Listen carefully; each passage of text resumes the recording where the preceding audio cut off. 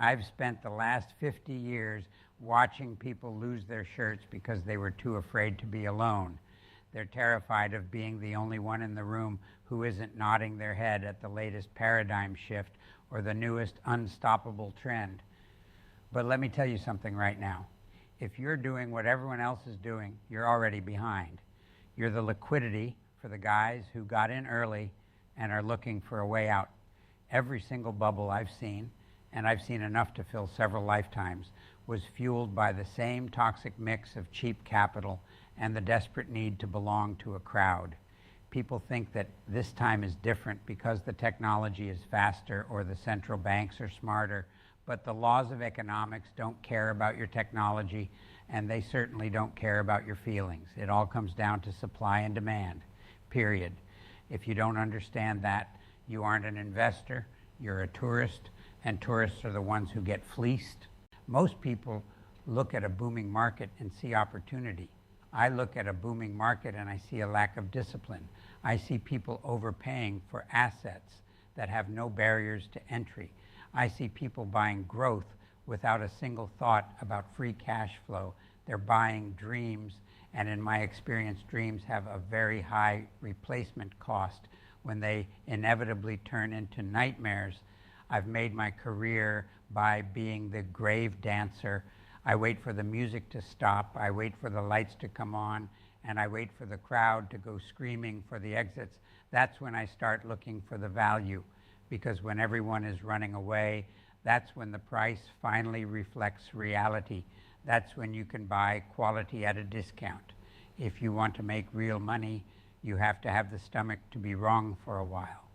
You have to be comfortable being the skunk at the garden party. By the time I'm done talking today, I'm going to tell you about a distortion in the market right now that is so massive, so obvious, and yet so ignored by the talking heads on television that it's almost laughable. Everyone is looking left, and the real shipwreck is happening to the right. But before we get there, you need to understand the mechanics of how to actually think like a contrarian, because it's not just about being a contrarian for the sake of being difficult. It's about being right when it's most expensive to be wrong. I look at the world as a series of cycles. People act as if the current state of affairs is permanent. If interest rates are low, they think they'll stay low forever. If tech stocks are up, they think they'll go to the moon. It's total nonsense. Trees don't grow to the sky. I've always been obsessed with the downside. I spend 90% of my time thinking about what can go wrong. If I can survive the worst case scenario, the upside will take care of itself.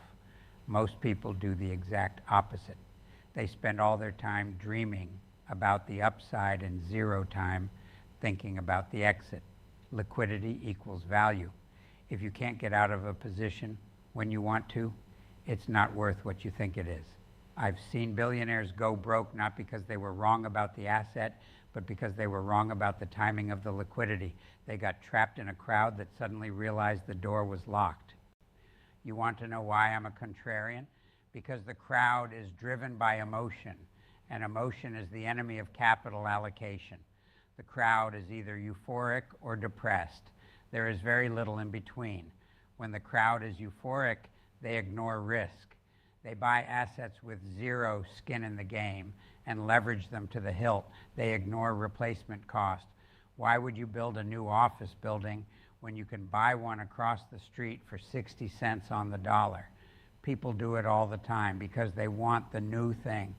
They want the prestige. Prestige is a luxury I've never been able to afford. I want the cash flow. I want the steel and the dirt. Let's talk about replacement cost.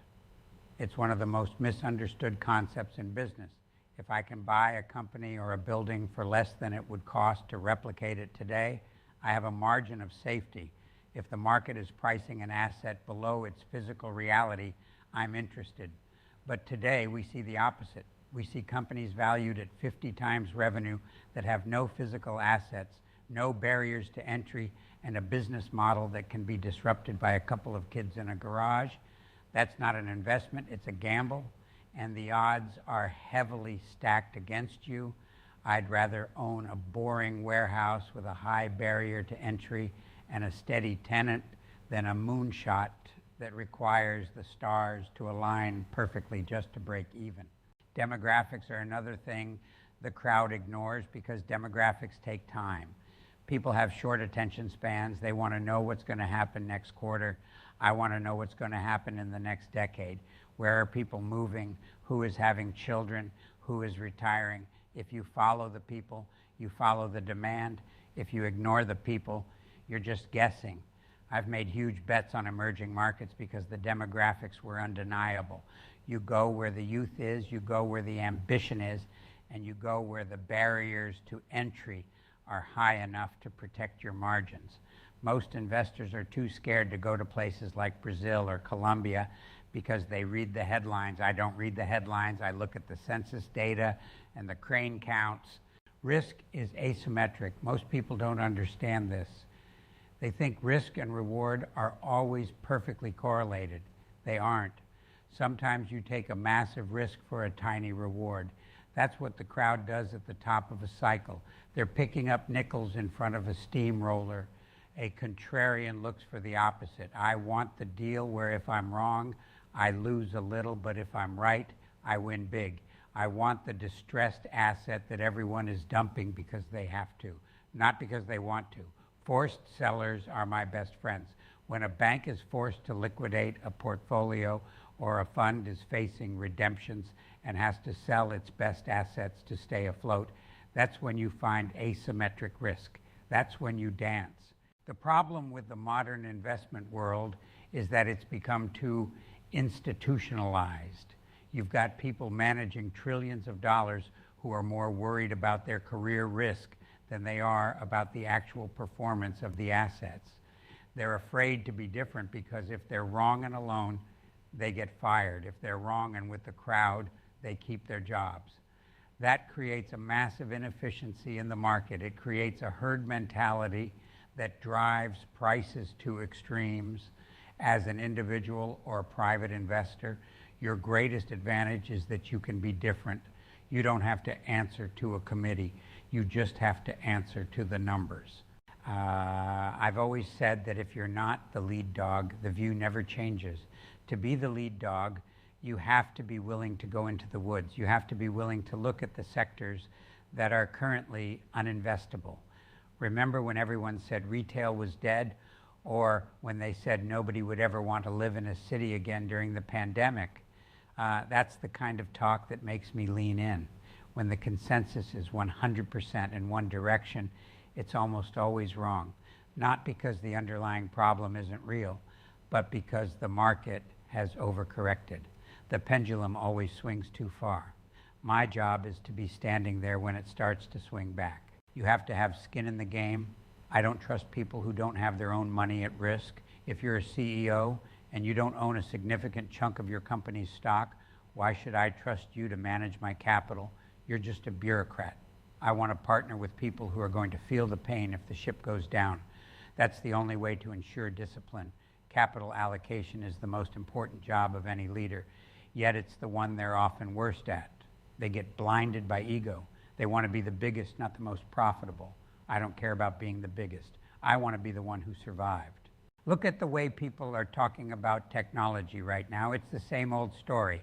They think technology has changed the nature of scarcity. It hasn't.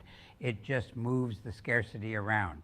You might have a new way to book a hotel room, but you still need the hotel room. You might have a new way to ship a package, but you still need the warehouse and the truck. The physical world is where the real barriers to entry are. You can copy software overnight. You can't copy a prime piece of real estate or a regulated utility overnight. The crowd is obsessed with the virtual because it's fast. I'm obsessed with the physical because it's durable. We are living through a period of massive capital distortion. Years of zero interest rates have made people forget that money has a cost. It's created a zombie economy where companies that shouldn't exist are kept alive by endless rounds of funding. But the tide is going out, the cost of capital is resetting, and when that happens, the people who have been listening to the crowd are going to find themselves underwater. They don't have the cash flow to service their debt. They don't have the liquidity to pivot. They're stuck. And that's where the opportunity is going to be for those of us who stayed disciplined. I've never been afraid to sell. Most people fall in love with their assets. They treat them like pets. I treat them like business opportunities. If someone wants to pay me a price that reflects a perfect future, I'm happy to let them have it. I'll take the cash and wait for the next disaster. You don't get rich by buying at the bottom and selling at the top. You get rich by being consistently right about value and having the patience to wait for the market to realize its mistakes. The media is a major part of the problem. They need drama. They need to tell a story. So they pump up the innovators and they mock the old guard. They create a narrative that makes people feel like they're missing out on the next big thing. FOMO is a powerful drug. It drives people to make irrational decisions. A contrarian ignores the narrative. I don't care what the story is. I want to see the balance sheet. I want to see the rent rolls. I want to see the actual tangible evidence of demand. If the story doesn't match the numbers, the story is a lie. I've spent my life being a realist. Some people call it being a pessimist, but I call it having your eyes open. If you look at the history of the world, it's a series of crises punctuated by brief periods of stability. Most people invest as if the stability is the norm and the crisis is the exception. I invest as if the crisis is inevitable and the stability is the time to prepare. That's how you survive. That's how you become the one who is buying when everyone else is selling. You have to be prepared mentally and financially for the moment when the crowd panics. There is no such thing as a passive investment. If you aren't paying attention, you're losing money. The idea that you can just set it and forget it is a myth sold to people who don't want to do the work. You have to be constantly evaluating your positions. You have to be looking for the cracks in the wall. You have to be asking, what has changed? Is the supply coming in faster than I thought? Is the demand softening? The crowd doesn't ask those questions until it's too late. They wait for the price to drop before they start looking for the reason why. Let's talk about free cash flow. It's the only metric that truly matters. I don't care about EBITDA or adjusted earnings or any of the other nonsense that accountants use to hide reality. I want to know how much cash is left in the drawer at the end of the day. If a business isn't generating cash, it isn't a business, it's a hobby. And I've never seen a hobby that was a good investment. The crowd loves to talk about potential and TAM, total addressable market. I want to see the check. If the check isn't clearing, the rest is just noise. I've built empires by looking at the things people hate. I bought mobile home parks when people thought they were trashy. I bought office buildings in the 90s when everyone thought they were obsolete. I've always found that the less competition there is for an asset, the better the deal is. If everyone is bidding on the same trophy asset, the price is going to be driven to a point where the return is non-existent. I'd rather buy the ugly asset with a 15% yield than the beautiful one with a 3% yield. Beauty is fleeting, but a 15% yield pays the bills. Arrogance is the quickest way to the poorhouse. I've seen so many masters of the universe get wiped out because they thought they were smarter than the market. They thought they could control the cycle. You can't control the cycle. You can only position yourself to survive it. The moment you start thinking you're a genius is the moment you should sell everything and go to the beach. Humility is a requirement for long-term survival. You have to be willing to admit when you're wrong and cut your losses. The crowd will hold on to a losing position because they don't want to admit they made a mistake. A contrarian admits the mistake and moves on to the next deal. We are currently seeing a massive shift in how capital is allocated globally. The emerging markets are no longer just a sideshow. They are where the growth is, but the crowd is still obsessed with the developed world. They're comfortable with what they know, but comfort is expensive. I've always been willing to go where the discomfort is. I'll deal with the political risk and the currency fluctuations if the underlying demographics and demand are strong enough. You get paid for taking the risks that others are too afraid to take.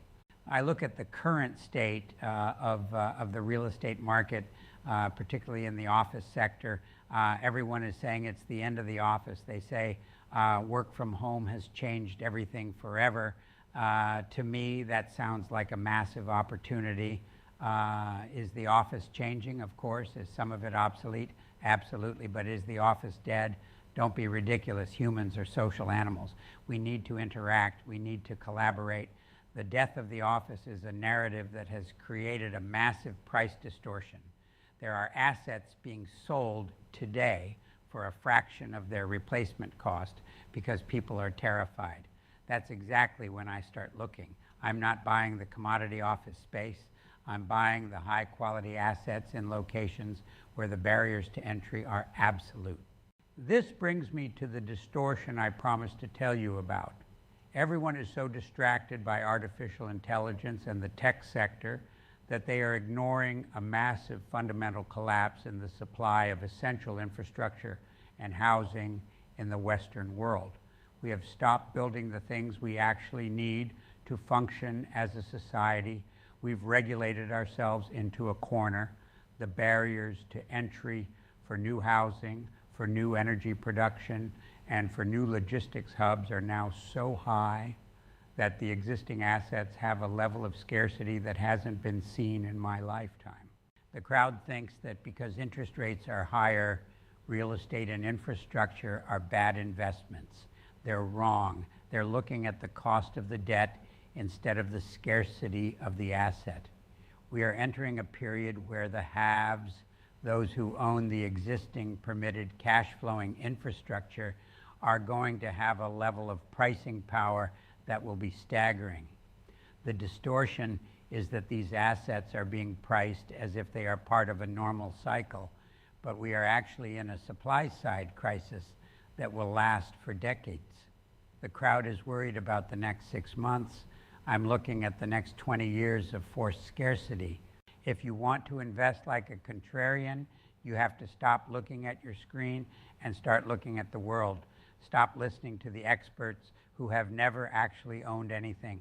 Most of these guys are just parrots. They repeat what they heard from someone else. You need to look at the numbers. You need to understand the replacement cost. You need to look at the demographics. And you need to have the courage to stand alone. The next few years are going to be brutal for the people who followed the crowd. The easy money era is over, and the real money era has begun. The real money is made by people who understand value, who demand free cash flow, and who aren't afraid to buy when there is blood in the streets. You have to be a predator, not prey. You have to be the one who is looking for the distress, not the one who is creating it. My advice to you is simple. Stop chasing the hype. Stop looking for the next big thing. Look for the thing that is broken. Look for the thing that people are throwing away. Look for the sectors that have been ignored for a decade. That's where the value is. That's where the margins are. And for God's sake, stay liquid. Capital is a tool, and you need to have it ready when the opportunity presents itself. I want you to think like an owner. An owner doesn't care about the daily fluctuations of the stock price. An owner cares about the durability of the cash flow. An owner cares about the strength of the moat. If you can learn to think like an owner, you'll never look at a trending stock the same way again. You'll see the risk where others see the reward, and you'll see the reward where others see the trash. This is how you survive. This is how you win. You dance on the graves of the people who were too arrogant to see the cycle coming. You buy their mistakes, you fix them, you manage them, and you wait. It's not flashy. It won't make you popular at cocktail parties, but it will make you wealthy. And at the end of the day, that's why we're in the game.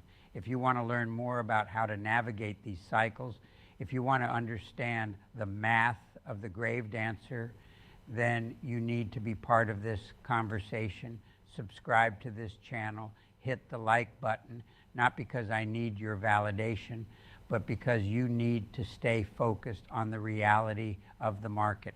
Most of what you see out there is just noise designed to keep you distracted. I'm here to keep you grounded. I want to hear from you. What are you looking at? What sector do you think is uninvestable right now? What's your thesis for the next 5 years? Leave your thoughts in the comments. I'll tell you if I think you're on the right track or if you're just following the herd. I don't care if I hurt your feelings. I'd rather you be offended and keep your money than be happy and lose it.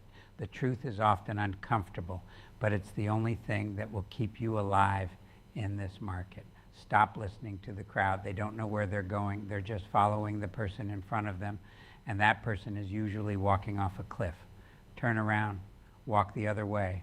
Look for the distress, look for the scarcity, and always, always look for the cash flow. That's how I've done it, and that's how you'll do it too. Stay liquid, stay disciplined, and keep your eyes on the supply. The grave dancer is always watching.